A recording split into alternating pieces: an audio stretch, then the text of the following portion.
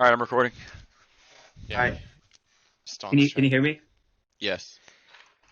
All right. So I'm presenting on semiconductor investing. It's kind of been something I guess we've talked about a little bit during the Time out, time out. this. Is Johnny recording? I am recording. Okay, never mind. Continue, sorry. I'm a Christian. All right. We've kind of discussed some semiconductor stocks, so I figured I'd present this as my topic. So presentation. So yeah, the semiconductor industry is kind of made up of, basically companies that design and fabricate semiconductors. It's a subsector of the larger like electronics industry as a whole, which is a lot bigger. You know, that includes consumer electronics and technology like tech. Um, something um, something of interest is tech really kind of drives demand for semiconductors, but at the same time, breakthroughs in semiconductor technologies can drive, better technology. The industry is kind of broken down into these are just a few. This isn't like all encompassing, but it's a few of the Steve, different. Yeah, can I ask a quick question? yeah. What the fuck is a semiconductor? It's That's a it's good basic. question. It's basically it's like a. You want like the scientific answer? Yeah, like the engineering type answer. Cause I know that semiconductors exist. I know what they're involved in. I just don't know what the fuck it actually does.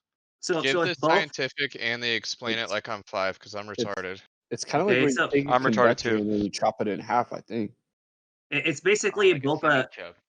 it's a conductor and an insulator at the same time. So it's basically a material that can both like drive electricity and also basically insulate electricity. And what it does is it allows you to make circuit boards on the material itself. So that's basically what a wafer is. A semiconductor is basically a wafer, like this picture is shown, and it's just a bunch of circuits at a micro level. And by etching onto like the material, you're basically creating an integrated circuit. And what they do is they stack a bunch of layers of these, basically manufactured wafers to create like an integrated circuit stack, like what you would see in a chipset. So that's why like they try to make these smaller and smaller. So when they say like a 10 nanometer or 7 nanometer or like 13 nanometer, it's the thickness of that semiconductor. You want it to get as small as possible. Um, so right now, like the industry is at like 7 nanometers, right? That's kind of like what the leading edge is. And when you heard that Intel is like falling behind, the problem they had is that they're still at 10 nanometers and they don't have the tooling to make a 7 nanometer chip. That's why their stock like fell so much basically. Okay, thank you. Um, Back to the breakdown. Semiconductor industry is basically composed of these subsectors. You've got memory, microprocessors, commodity integrated circuits. It's just kind of like standard chips that companies will pump out for basic needs. SoCs. It's kind of like a chip, like it's almost like a computer in the chip itself that serves a specialty function or purpose. Photovoltaics, which is basically those solar panels, and then the fabrication tool infrastructure subsect, which is like what you buy to create the semiconductor chips. Anyone have any questions on these like subsectors?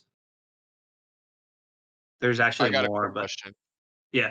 So currently in the industry, like what's the hot spot for semiconductors? Like what's getting the most like play out of like this kind of shit?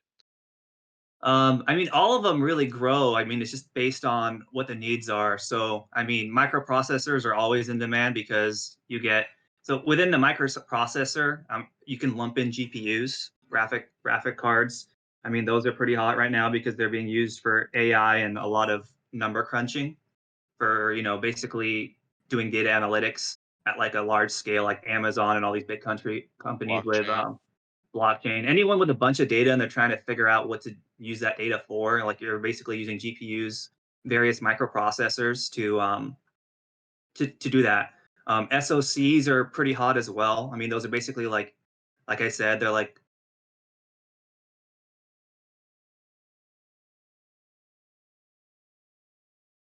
Did we lose Machine? Did we lose Machine? Yep. Machine.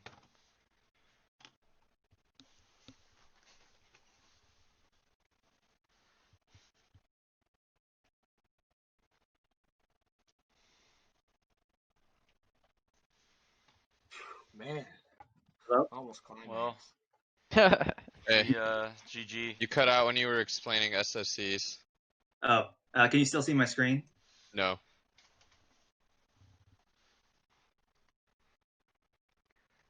SoCs are basically like they're like. Can you hear me still? Yeah. Yep. And Okay, we they're can see basically your screen. okay. So they're basically like functional. They I guess the way to explain it is they're like process driven. So they serve like a specific purpose. It's almost like a specialized chip. They get used a lot in like autonomous vehicles and process automation, those kind of things. Cool. And then photovoltaics, that's kind of something different. Most of the companies that make photovoltaics don't make the rest of these things. Back like during like the first, second term of Obama, when a lot of tax credits were being given out for like coming up with photovoltaics, a lot of companies kind of delved into that, but they lost money, so they ended up quitting that. So different people usually make those than what you would see here. Uses. So, I mean, demand is driven by a lot of different things, you know, gaming, automotive. Like automotive is the hot one. AI, machine learning is also hot. Just general compute, you know, that's always a big demand. Telecom. I mean, these are all variable demands, and then telecom is kind of like a pretty invariable demand, but it's not as high. Cloud computing, that's actually really driven demand lately as well. Like data centers, anything. The whole push to the cloud is really driven, you know, more semiconductors, better semiconductor chipsets, and then defense, national security. So, lately we've been talking about this in terms of green energy primarily. Do you think that space will bring a lot of attention to this kind of stuff? To like chipsets? To semiconductors in general? Do you think that Uh, that'll add more fuel to the fire? I mean, I think it would, but I don't think it's going to be huge demand growth just because space is so expensive to do. It's like, you know, only a few people doing it. I mean, if it gets like super mainstream and more accessible for like a bunch of companies to go out to space, I can see maybe people making. I mean, we already produce a lot of chipsets for like going to space, right? Like shuttles have a lot of chips in them, and I mean the companies, like the main companies, are the same companies making chipsets for those. I don't think it's a huge demand. Like maybe you find. Are you talking like you go to space and you mine material, you find like a better material to use for semiconductors? Maybe. Not necessarily. I just mean that there's been some hype on space exploration type stocks and companies. I was wondering if this would impact it, but it sounds like it'd be kind of a moot point in the larger picture. Yeah, I don't think it's necessarily gonna do much or change anything for the industry as a whole. Okay. I got a quick question. So I see that you have process automation on there. Can you go back a slide? Yeah. So is this more along, so it says industrial and process automation. Is this more in line with like an industrial process, or does it include like, you know, like I've mentioned RPA a lot. Does that include like robotic process automation, like more along the lines of digital decision making and streamlining, you know, like your digital functions? Essentially, it's all of that. It's process automation from an industrial standpoint, from, you know, basically automating tasks and in industries, like, you know, when you're building something, because Okay. you basically have a computer do it, and it's also on like more the business end or the RPA or robotics as well. Okay. Anytime you're doing something away from, like, you're outsourcing something to another computer, you're basically needing a chipset, right? instead of you having the chipset on your own computer, someone else is doing it. And as tasks get more complex and there's more data, financially, it makes more sense to these things are done not on your computer and someone else's. Like from an engineering standpoint, if you're doing like finite element analysis or any of that, like you don't really do it on your own computer anymore. You do it at the cloud. Like Autodesk now has their own, like they basically are on Amazon Web Services and they'll do the compute for you because they can render models. And like Amazon on at the data center, Amazon can render a model for you in like 2 minutes, when even if you have like a $20,000 computer, it's going to take you 2 days. You just don't have the same computing power. So in a way, like when I'm looking at this, a lot of these are almost subsets of cloud computing that use the functionality of semiconductors. Yeah. Like IoT, I mean, AI, machine learning, process automation, all that kind of shit is generally tied to the cloud. At least that's where industries are trying to move. Okay. What is IoT to a dumb structural engineer? Internet of Things. Oh, well, that So just like explains it connecting. a lot. Yeah. No, Yeah. I'm just kidding. Go on. Yeah, it's just yeah, exactly. Internet of Things. It's like your chips and everything, right? In your refrigerator, in your TV, just Alexa. in your Alexa. It's I like see, like smart yeah. home type shit and interconnectivity of a facility or whatever. Exactly. yeah. As soon it's going to be like chipsets, like smart cities, right? Like sensors in your car interfacing with sensors at stoplights. You know, maybe sensors in the road, like all that kind of stuff. I think Google has like a test smart city they were doing in Canada or something, where they're basically built their own city. It's supposed to be like the most efficient city there is or something. It's just like Akon's trying to build one too. oh yeah? Yeah. AECOM? No, Akon, the singer. Oh, Akon. Yeah. Yeah. Trying Akon to and make, Young Jeezy. trying to make I don't it think he's- cheesy. I don't think he's got the resources Google has, but it's I guess good that he's trying No, to. but if anyone's curious, not to like take over the presentation, but he Take it is over. building a smart city in Nigeria or something. I think it's Nigeria. Or no, where's he from? He's from- Regardless, but he's yeah. had like billions in investors. Yeah. Africa is really interesting for things like that because it's basically skipping. Like, it's difficult to do infrastructure change in the United States because we've kind of built up all our infrastructure. Where it's Africa, like a lot of people are looking at Africa right now, is because they haven't. It's basically still at where it was before, right? So there's no like legacy infrastructure you have to overhaul. So it's like ground zero. So it's actually cheaper to deploy like smarter solutions there than it is here, just because it takes so much to get off our current systems and migrate to new systems. In Africa, there's no system. So that's why a lot of people want to do test cases over there for these kind of things.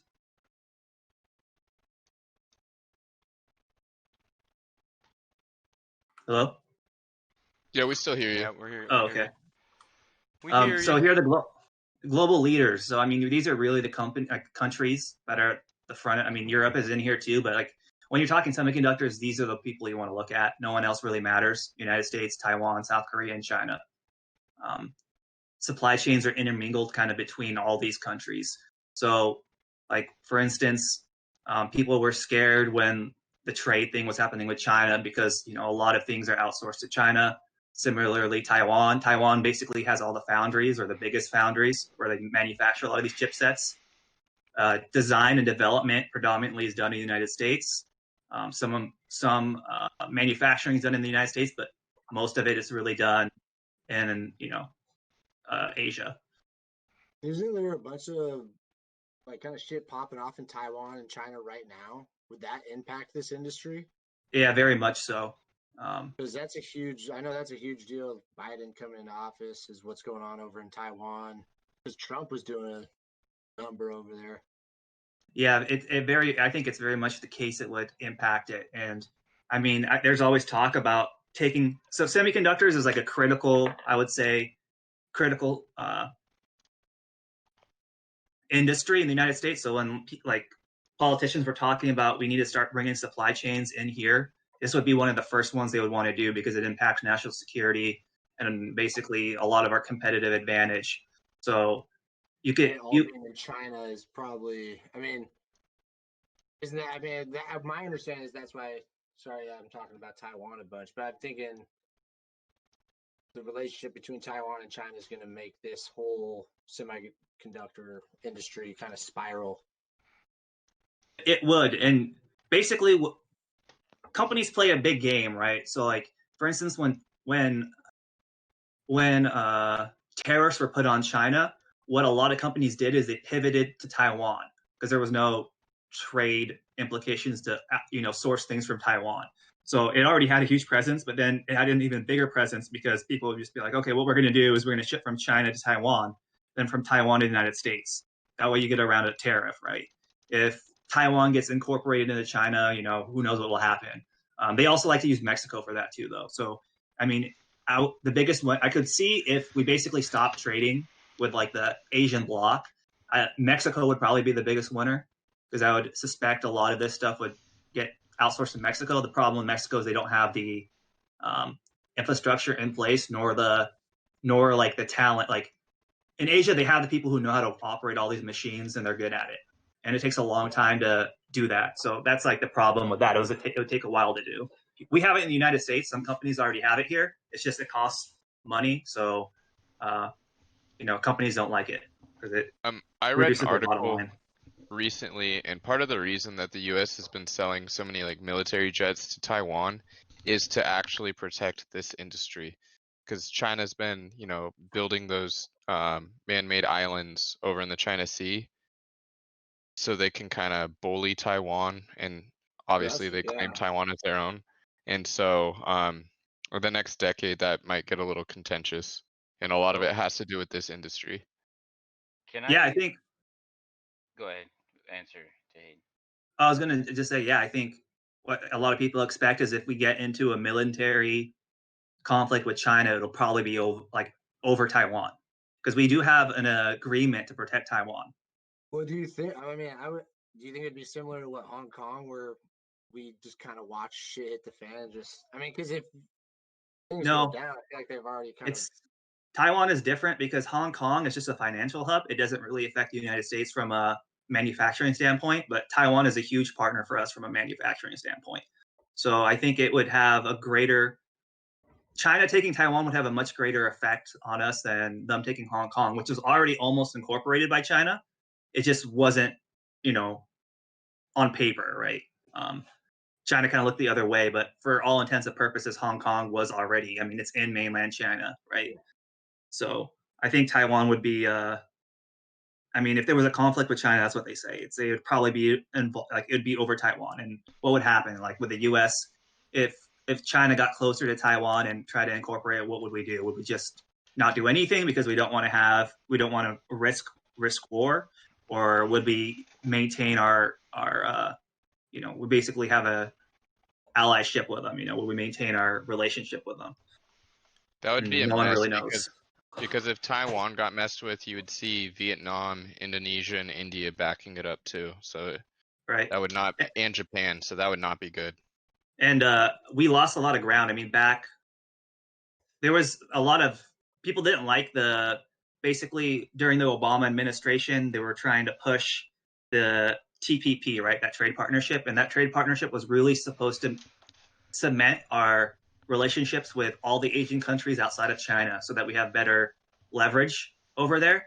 But I mean, that got scrapped. People just didn't like another trade agreement after NAFTA. So what we did was we actually lost a lot of our leverage in the region, and China has gotten more powerful. We basically wanted to create an Asian bloc that partnered with the United States that wasn't China, but it didn't work out that way. So we still only have, like right now, our agreements are with each country individually, whereas this was supposed to create a bloc, basically Asia plus US.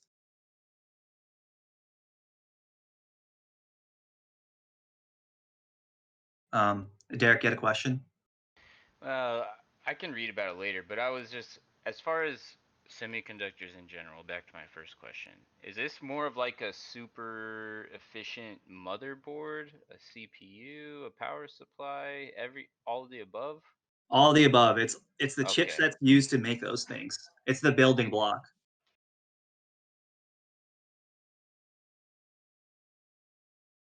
Okay, so I mean a little bit about like the numbers in the semiconductor industry in the United States. So over the last 20 years, it's basically been an average of 13% year-over-year growth. It is a boom or bust industry though, so it cycles. A couple of years ago, it was in the tank, right? Right now, it's really hot.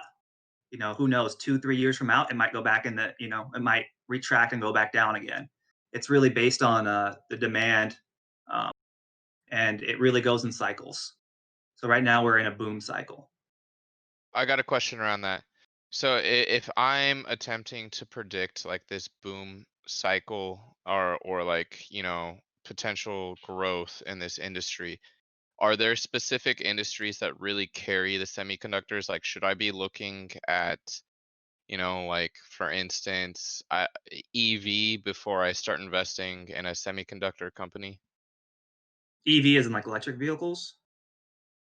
Yeah, like are there specific industries or I guess sub industries that I should be looking at to kind of gauge how semiconductor growth might be in the next, say, 5 years? Like if Yeah.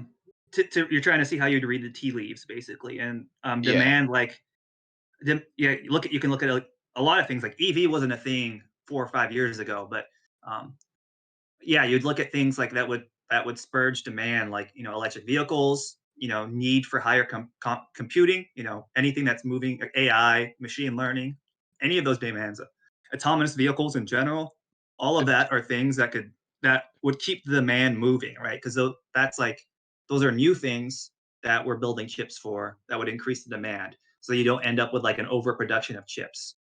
are there traditional companies that I could look at that, so like you said that this is in a cyclical pattern, right? So are there industries over the past 20 years that have carried it that have similar cycles?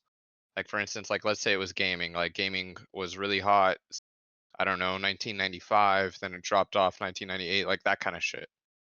It gets complicated because different subsects of the semiconductor industry boom and bust at slightly different times, right? Um, I would say you can look at gaming, you can look at tech. I think tech would be a good one. So the last bust cycle, like 2016, when um, like semiconductors kind of took a turn, tech took a turn about a year, 2 years, like 2013, 14, 15 were slow years for tech, right? I mean, overall, it grows. Semiconductor grows overall too. But what happens is the need for semiconductors is kind of driven by a lot of those things like large tech companies, Google, anybody, data centers. So when they're not building as much, they don't need as much, right? Um, So so so would you say tech is the big carrier then when it comes to this like specific industry?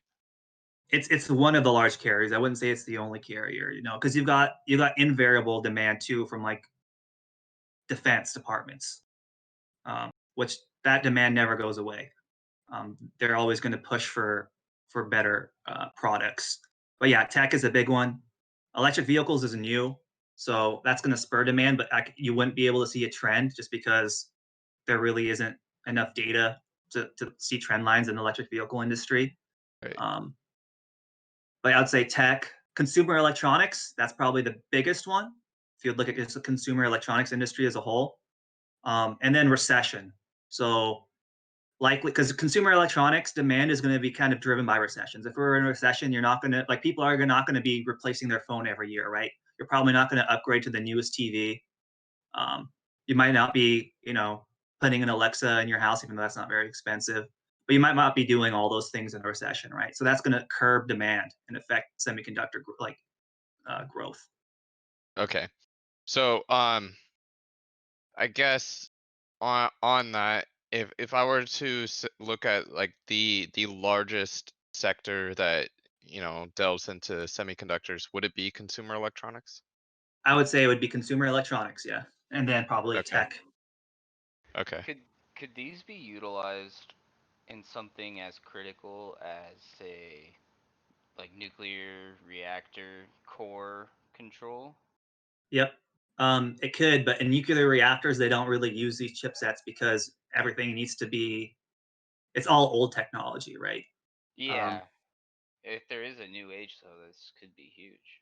Yeah, I would expect it. It could be used. It can be used today. It's just the nuclear industry is a. It's an it- antiquated it's, dinosaur. yeah, so they don't move to these type of things for control. But I mean, they could be used for it for sure. I mean, these are used in power plants and stuff. So So with the short product life cycles and manufacturers needing to be flexible, is that more of a function of having a lot of manufacturing facilities, or is it like getting a whole new machining? You were talking about Intel wasn't able to do the 7 nanometer uh, stuff. So is that just a lack of infrastructure or like management's belief in what needs to be done, or it's really all of it. It's all of the above. So it used to be a semiconductor company would probably build their own. They'd have their fab in house, right? So you'd build your own chips and you'd be kind of have more control over your supply chain. Right now, companies are getting leaner, so that means they're becoming fabless. Intel isn't a fabless company, so think a fabless means that you design your own chips, but yeah, you you outsource outsource. production. Yeah, you outsource production to someone like Taiwan, semiconductor, and um, when to become lean, what you do is you design that and you let someone like Taiwan um, basically put in all the capital, um, required to make a better plant, because you basically have to rechange your tooling for each one of these new cycles, the next best semiconductor. And if you don't do it, you're going to lose out to your competition because they're going to do it. And each evolution gets a lot better. So if you don't maintain your competitive edge, which Intel, them doing their manufacturing in house, not being able to upgrade their plants, cause them to lose their competitive edge. Because now that's what they're doing right now. They're basically trying to, and they're not going to be done until 2022, 2023. So they're not able to produce these 7 nanometer chips that all these other companies are outsourcing to foundries. Foundry is basically a company that specializes in producing chipsets. Now, Intel can do the same thing. They can outsource it. So I think that's what they're trying to do. But their model is based on being able to build it themselves, so they can kind of build things to their own spec, right? They own that themselves. That was kind of their advantage, and right now it's actually shooting them in the foot because they don't have um, the equipment needed for the next generation. So are there like are there any disruptors to like this industry that are like coming in if they can outsource all the fabrication and they just come up with a kick-ass design? I mean, does that happen, or is it still just is the required amount of resources and capital and It's too big. still It's just too big. Like, you can't. Basically, you need to be a behemoth to build a fab, right? It costs like the newest fab that Taiwan Semiconductors made is $20 billion. So if you want to compete with them, you're going to build a $20 billion plant or something close to it, maybe 10 billion. So is there more money if you're farming out the fabrication? Is there still money to be, I mean, good money to be made if you're just designing and having someone else build it? Yeah, that's why they all do it. That's why Nvidia does it. That's why Broadcom does it. Qualcomm, Apple, that's what they do now. They design their own chips and they just send it. Before, what they would do is they would outsource design to Qualcomm, and then Qualcomm would outsource fab to Taiwan, and that was how they got their chip. Now, Apple said, "Oh, we're going to get rid of Qualcomm, cut out the middleman. We'll do our design in house, and we'll just outsource straight to Taiwan Industries ourselves." Gotcha. Now, I mean, that could change, right? Like, let's say a policy comes in and they say a certain amount of chips need to be brought in house, right, into the United States. And then what happens is Intel has a huge competitive advantage because no one else produces their chips really in the United States. And there really is only one foundry. I think it's USM or something, which used to actually be AMD. So AMD used to have their own foundry. They used to make their own chips, but in 2009, they sold it off and it became its own company. And now AMD outsources to Taiwan Semiconductors. They don't even use their own foundry anymore. That used to be their company. But Those kind of companies would have a competitive edge if there was a requirement to start building these things in the United States. Is that being talked about? Yeah, it's been thrown around for a while as being something that is important, but companies are going to really be against this, right? Like an Apple would fight as hard as possible from that being a requirement because it would hurt their bottom line. And a lot of these big companies would be against it. So it'd be hard. I think it would be hard to implement, but I mean, it could happen, right? Who knows? Okay. Yeah, I could see that being more prevalent for like military contracts with Buy America clauses and everything else. Right. And that's why like Intel has like they kind of have a monopoly on like defense and military contracts because they do things in-house, right? So you're gonna the government likes to use Intel. They're not going to use AMD. They're not going to use these companies who build stuff overseas as much because they don't have control over their supply chain. Yeah, you're not gonna have sleeper programs in there that track and report and shit like that. I have not seen a single AMD powered computer in my 4.5 years. Same. So At DOE, everything is Intel. Yep. in a way, like not only would that be so like let's say they put like a 5-year referendum, like you have to start moving that stuff over here. Worst case scenario, if you're investing in the total like market of semiconductors. That wouldn't be the worst thing for American companies though, because Europe would hop on that too, wouldn't they? Potentially. I don't know the politics of Europe and whether they would stay, in They seem to- Asia or not. They seem to follow us with Huawei. Yeah. And some of the European, like Xilinx, which was bought by AMD, a lot of these European semiconductor companies are getting bought by Americans. So Xilinx was bought by AMD, and then ARM was bought by NVIDIA. There's a couple Israeli companies that kind of stand alone, but they've been getting bought up by, like Mobileye got bought up by, I can't remember who, I think NVIDIA also. But yeah, I imagine they'd probably lean towards the US rather than the Asian market. Yeah, so basically the success is, depends on creating smaller, cheaper and faster products. There's a constant pressure on chip makers to come up with something better and cheaper than what would define the state, in state of the art. That was state of the art just, a few months before. So there's a lot of money goes in the R&D budget. So if you're looking at companies, you might want to take a look at their R&D budgets and see that they're,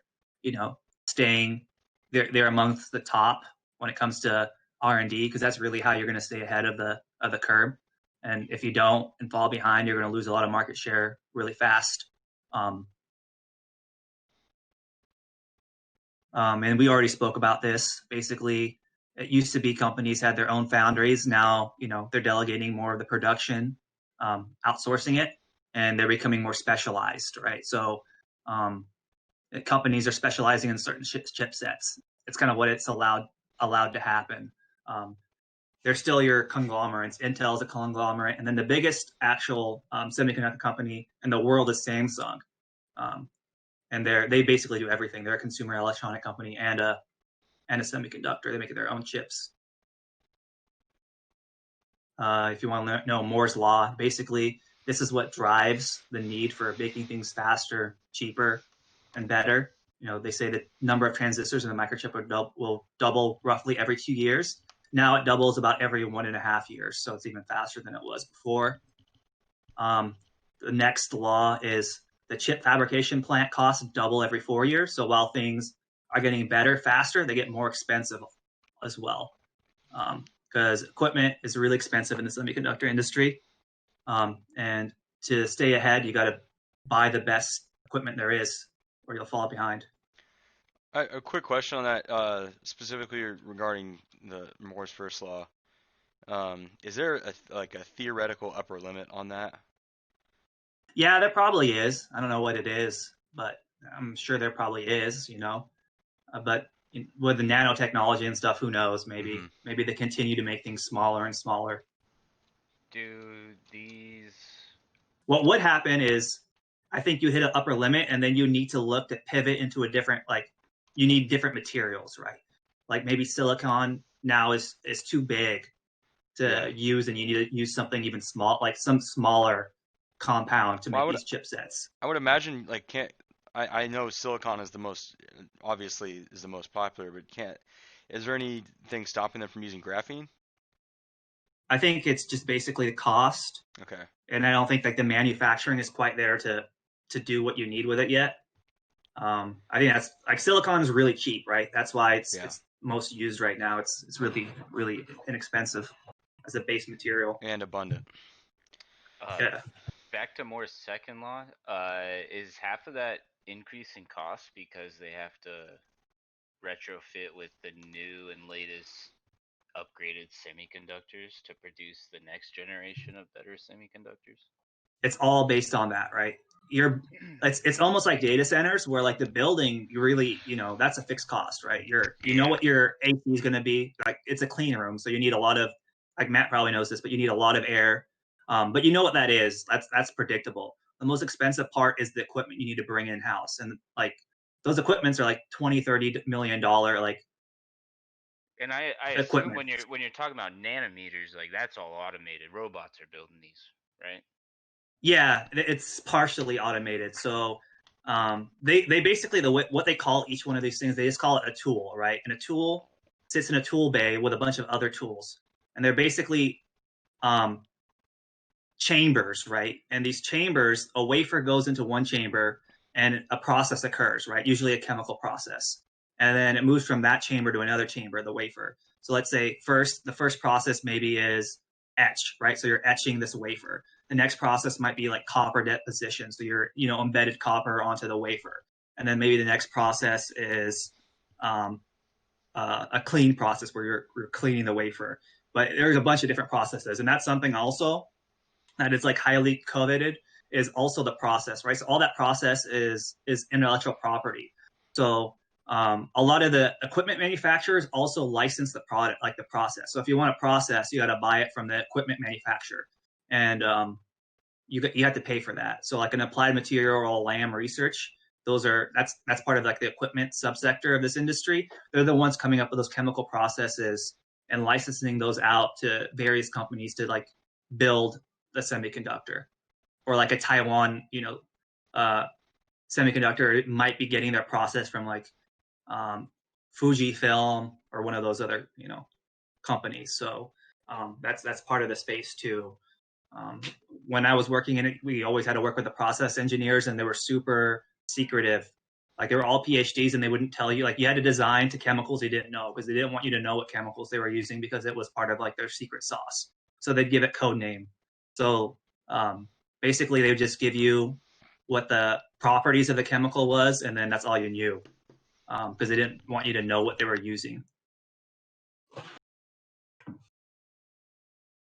But it's all toxic and it's all really dangerous. Basically, it's a lot of waste product in this industry. I mean, this is a fab. So this picture right here, it shows you some of the equipment. This is, nice. I think they call it 180p. lithography. Huh? Looks like you took it with a Nokia brick. It's the stream. Look at the font. It'll get better. Thanks, Professor.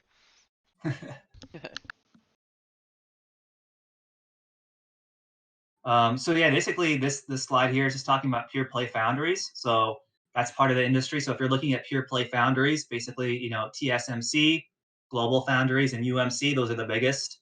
They basically do they do fabs. Typically located in China or Taiwan. But I think Global Foundries is the one that's based in the United States. Can you still hear me? Yep. Very good. Foundry leaders, so TSMC, biggest by far. Samsung actually has their own foundries, like Intel, second largest. I don't think Samsung takes orders from other companies. I think they just use it for their own chipsets. Global Foundries, it's a U.S. company, and then UMC, another Taiwan company. SMIC, Chinese. Tower Jazz is Israeli. And if you continue like the next 20, most of them are all Taiwan or China.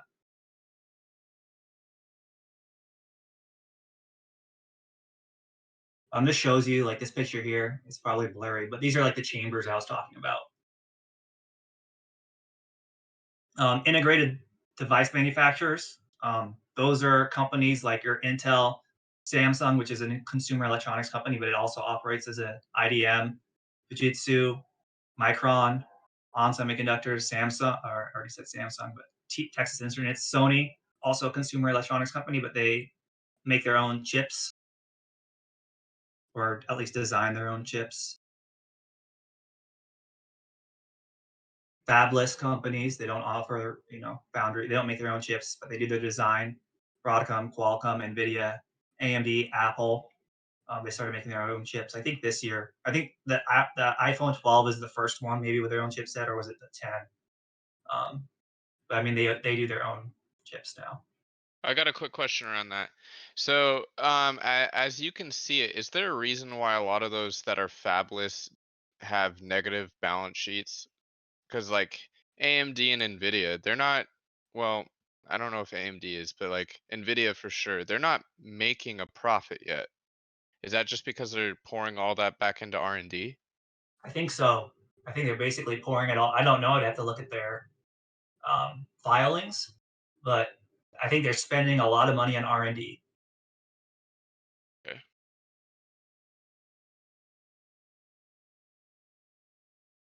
Largest semiconductor companies, basically Samsung, Intel, SK Hynix, I think they're Korean, Chinese, TSMC, Micron, Qualcomm, Broadcom, Texas Instruments, Toshiba, NVIDIA. AMD's not even on fucking list. Interesting. Yeah, they're still small, but they're growing quickly. Samsung, they do everything, consumer electronics. They've broken into automotive chipsets. They also make chemicals, medical equipment, semiconductors, home appliances. They're almost like GE, but way better at everything. I don't know if you know this, but is Samsung the provider for battery technology to Tesla? No, or maybe they do make batteries, but I thought that was a Panasonic.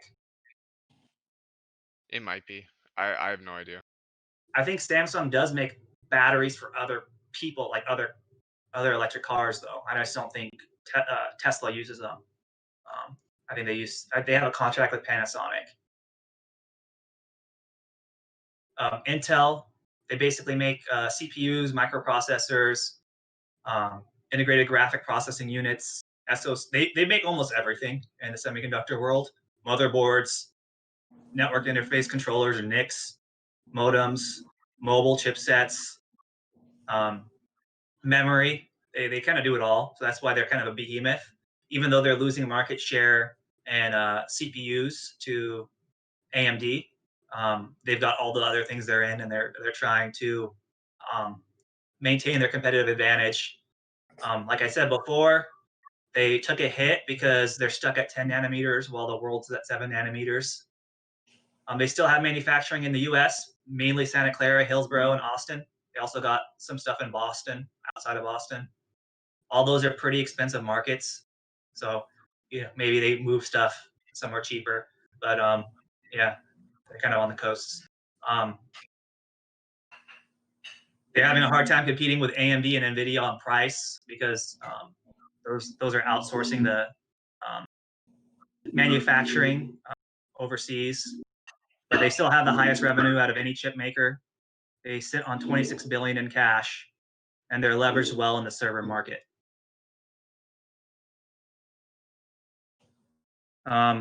This is SK Hynix. I don't really know much about them, but they basically make DRAM and NAND RAM memory.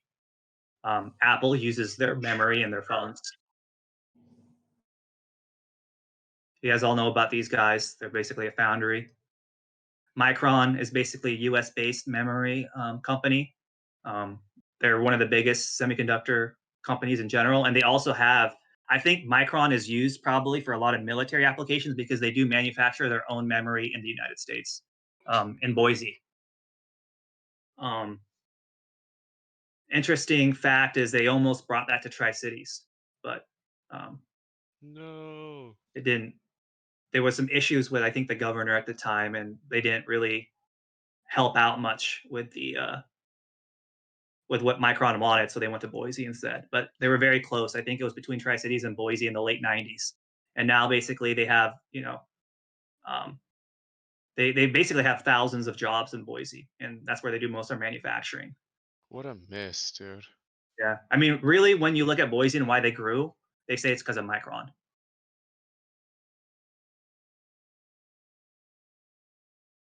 Qualcomm, they're really big in vehicles right now. That's kind of what they're throwing a lot of R&D money into.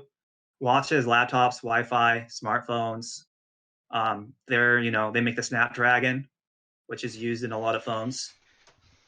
They're also kind of throwing money at 5G. Apple used to use Qualcomm, but now They have their they own do chips. their own chips. Broadcom, they're mostly special, like they're really in telecom. They make a lot of telecommunication products. They're used a lot in data centers for network interface cards and basically communication as well. AMD, they're fabless. They make GPUs and CPUs. They're about 20% of the microprocessor market, 10% right now of like the server market. So they're still small, but they're making really good products. So they're probably going to continue to grow their market share. They're performing well right now, but they do have a really high valuation. I think they're trading at pretty high, right? I don't know. I haven't looked last, but I'm pretty sure it's over 100. I think there's solid. I think there's solid potential for even more growth with AMD though, just because Yeah, the quality of products they're putting out now. Yeah, they're doing 120p. 120p. Yeah. So, but I mean, they are putting good products in, and like you saw, they're not big. They don't have a big market share right now. So if they continue their competitive advantage and they put good stuff out, they're probably going to tear more market share away from Intel and Nvidia. Those are really their two biggest 40% a competitors. year? Jesus. Yeah, this is a company I used to work with, Lam Research, and they make equipment for these guys. So when you make a foundry, you need the best equipment. And this costs a lot. So they've grown a lot. If you look at Lam Research, like just look at the last 5 years, they've grown like crazy.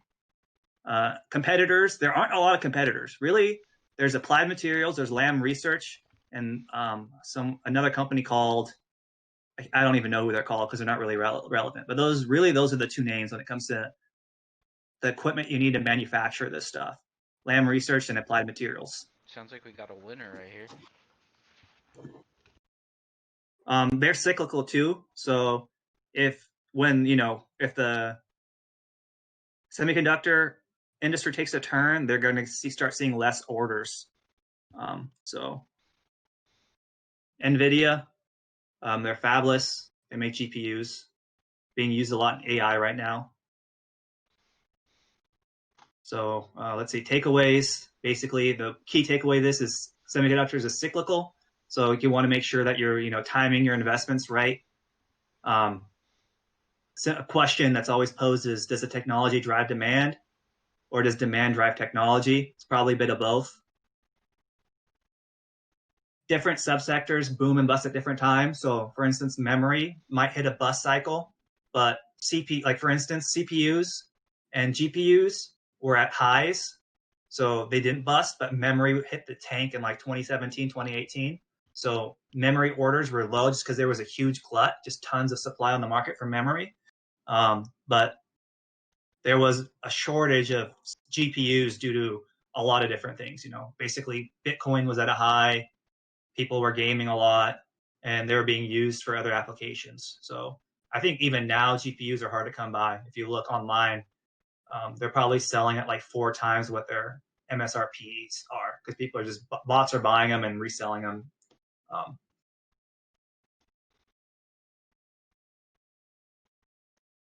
You also want to look at management. It's really important. So you want to make sure that whoever's managing a company knows what they're doing, because it costs a lot of money to deploy capital and to build and know what's going to be needed next. So bad management can really hurt a company in the semiconductor industry. I don't know if you've done the research on this, but of many of the companies that you've listed, which ones have your favorite management? Like just favorite leaders? I haven't done a lot of research, so I don't know. I just know there's a lot of hype around the person leading AMD right now. People Lisa like that Su, person. dude. Su is Bay. Yeah. Yeah, they love her. Intel just got a new person. That's why it shot up. Is basically because they got a new man, and basically the management changed.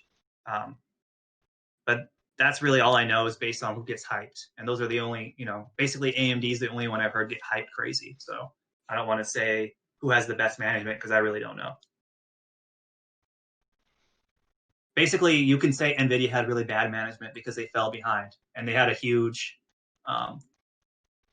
competitive advantage for a long time, and they have a lot of resources. So that kind of that just shows you, even though if you have a lot of resources, bad management can still make you fall behind in this industry.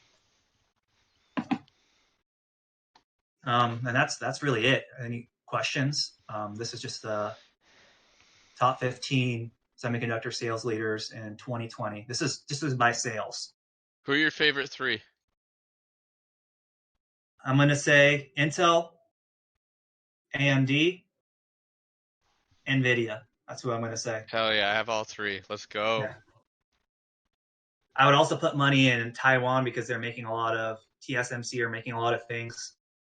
Micron is good because they're a U.S. company. So I got love for Micron.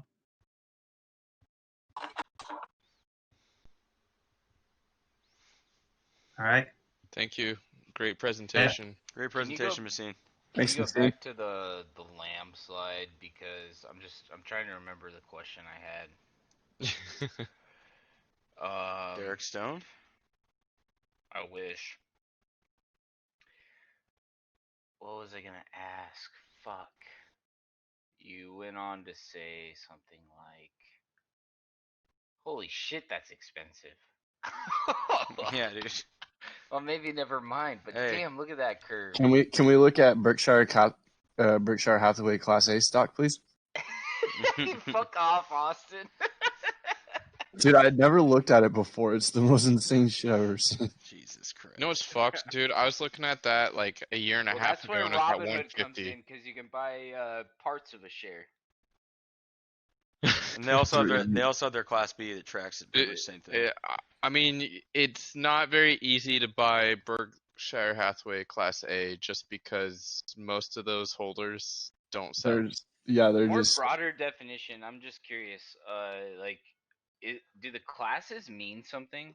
you get Voting in the rights. case of voting rights, and then if the company goes under, Class A gets paid out first with like distribution of assets. So that's the reason I ask, is because I think SNE that I own is it doesn't say. I thought it was SNE like Class F, but I wasn't sure. What was that It's spike? not. What is that spike in like right before 2001? There, that's got to be the dot-com boom. 2001. Like 2000. Yeah, this is .com. Yeah, it's got to be the Yeah. that's dot-com boom. Type in the Yeah, ticker CRSR. The other day, Brienne's roommate asked me, if you could live in any period of time, when would you like to live? And I said the 80s, because I would have money in the 90s. Yeah. And you would have lost it in the dot-com boom and wouldn't have recovered until after the 08 crash. Yep. Ooh, if you go back to the Yeah, 08 well, crash you and know fucking what? puts on everything. My only point is, it's like, Look at AMD in 2015, $1.82. that's actually insane. AMD was almost a penny stock in 2015. If you bought calls in 2015, Oh boy,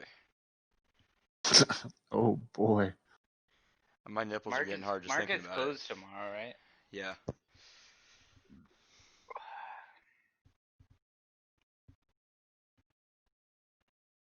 And they were founded in 1969.